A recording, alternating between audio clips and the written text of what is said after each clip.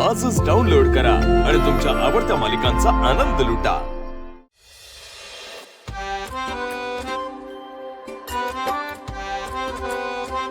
सूर्या अरे हे काय आहे बरक्या पुरवानी? तू आता काय बोल नकोस, चल माझ्याबरोबर बाहेर चल चल।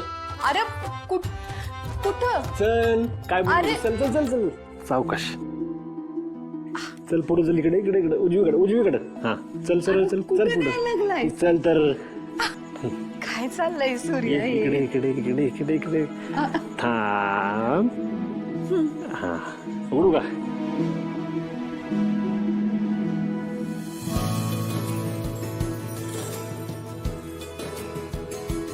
जांभळं आत्ते मला तुझा ह्योच चेहरा बघायचा होता म्हणून तर मी जांभळं घेऊन आलोय। मला माहिती तुला लय आवडतात। याच्यासाठी गोविंदकडे गेला होतास ना तू? वय अगं त्याच्या घरचे आहेत, मी कालच चौकशी करून ठेवली होती। सूर्या एवढ्या पावसा पाण्याचं धडपडत तू माझ्यासाठी जांभळं आणायला गोविंदकडे गेलास। आयुष्यात पहिल्यांदा कुणीतरी माझी आवड निवड समजून माझ्यासाठी काहीतरी आणलंय। लगीन झाल्यापासून घरातल्या सगळ्यांच्या आवडीनिवडी जपता जपता मला काय आवडतं हे विसरूनच गेले होते मी। तू आज आठवण करून दिलीस। या जांभळामुळं ती जुनी शालन परत आठवली मला। जांभळावर मीठ टाकून खायचं आणि जांभळी जीभ दाखवत सगळ्यांनी चिडवायचं। आत्या तू एवढ्या वर्षांनी माहेर वासाला आली, तुझी आवड नको का जपायला? सूर्या खर तर जे मी करायला हवं ते तू करतोस। ए तुझी आई नंतर असेल ती, आधी माझी आत्या आहे, होय का ना आत्या? वय वय सांग तिला आत्या हाय, आई हाय आणि सासू बी हाय। ठीक आहे, सूर्य एकदा थकला ना की मग मी आहे तुझे लाड करायला। हा तोपर्यंत करून घे त्याच्याकडनं लाड, मग तुझी माझ्याकडनं सुटका नाही। हा कसली भारी आहे ती जांभळा। तू का खाल्लं? आधी आत्याने खायचं होतं ना, आज तिचा मान आहे पहिला, आता कोणी अजिबात हात लावला नाही जांभळाला। सूर्या अरे एवढा जीव लावू नको र, इथनं निघताना पाय निघायचा नाही माझा। अगं पण मुळात इथनं जायचंच काय तुम्हाला? अगं त्या दिवशी नवऱ्यानं फुल परमिशन दिले ना माहेरात पाय तेवढं राहा म्हणून। एका बाईला काय पाहिजे अजून? हे बघ आत्या, तू इथं आहे ना मन भरेपर्यंत राहायचं, एकदम खुश राहायचं। आणि हे बघ तू इथं थांबलीस तर अशी जांभळं खायला मिळतील मग।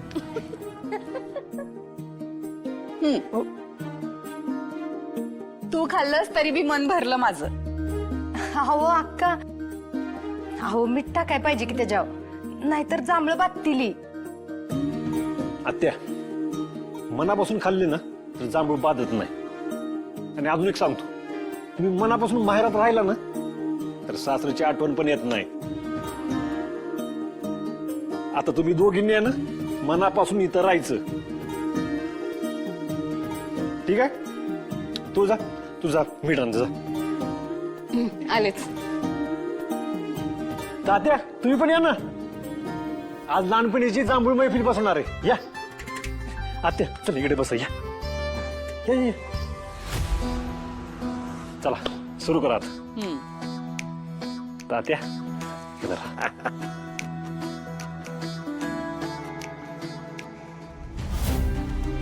आत्या काय झालं? सूर्या अरे आपली तेजू पोटुशी आहे ना, अशा अवस्थेत जांभळं खाणं चांगलं असतंय। तिच्यासाठी बी थोडी। तू नको काळजी करू तिची, मी डब्बा भरून घेऊन जाणार आहे त्याच्यासाठी।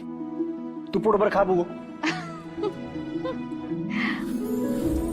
सूर्या तुला आठवतंय का, तू लहान होतास का नाही तेव्हा मी तुला जांभळं भरवायची आणि तू माझी जीभ जांभळी होती म्हणून भोकाड पसरायचंस। वय तुझ्यामुळे तर चौक आली मला जांभळाची। सूर्या अरे माझ्यापेक्षा तुझ्याच जास्त आठवणीत माझ्या आईसोबत। माझी पण आई तर झाली होती, हिच्याशिवाय दुसरं कोण होतच कुठं मला। सूर्या एवढं कौतुक नको करू बर का, इथनं गेल्यावर करमायचं नाही बघ मला। इथनं जेव्हा जाईन का नाही घरी तेव्हा एक 3-4 किलो वजन वाढलेलंच असेल माझं अजून। मग त्याला काय झालं चालतंय की. अगं माहेरात येऊन पुरीचं वजन वाढलं नाही ना तर तिनं सरळ समजायचं की माहेर आपल्याला परक झालंय बघ. माहेरात आल्यावर पुरीचं वजन वाढलंच पाहिजे बघ. म्हणजे आपल्या घरातल्या सगळ्यांचं आपल्यावर जीव आहे, सगळ्यांचं प्रेम आहे माहेरातल्या, असं समजायचं बघ. तात्या तू तर राहूच दे. तू कधी आलास का मला माहेरपणासाठी बोलवायला? लय दुर्लक्ष केलंयस तू माझ्याकडं. कधी कौतुकानं एखादी माहेरची साडी घेतलीस का माझ्यासाठी? कुठल्या बी बाईकडं माहेरची साडी असायला लागते हक्काची. माझ्याकडं कधीच नव्हती ती. खरं आहे तुझं बघ. लई चुकलं माझं. माझ्यातच इतका गुंतून गेलो होतो ना बघ, का मला इतर कोणाच्या सुखदुःखाचं काय बी नाही. सप्ती पावली रावळी गणगोत सगळी विसरून गेलो बघ. लई चुकलं, लई राहिलं बघ माझ्याकडं, लई राहिलं. शालो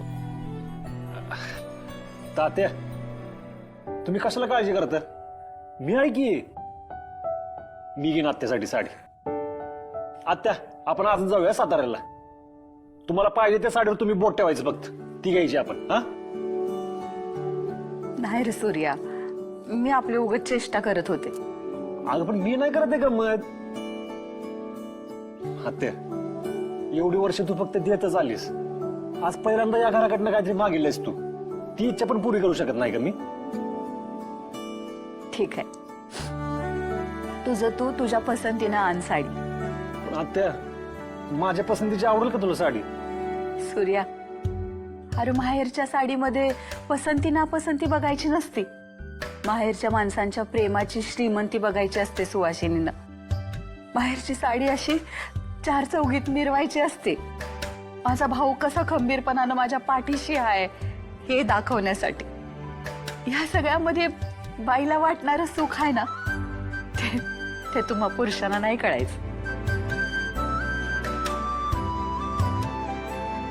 आत्या आता या घरात कोणाला रडायची परवानगी नाही. अजिबात कोणी रडायचं नाही. या माहेरच्या घरात आता फक्त हसण्याचा आवाज आला पाहिजे, कळलं? आत्या आपण स्पर्धा खेळूया. जो कोणी जास्त जांभळं संपवल त्याला माझ्याकडनं एक भारी बक्षीस मिळणार. घे. हा.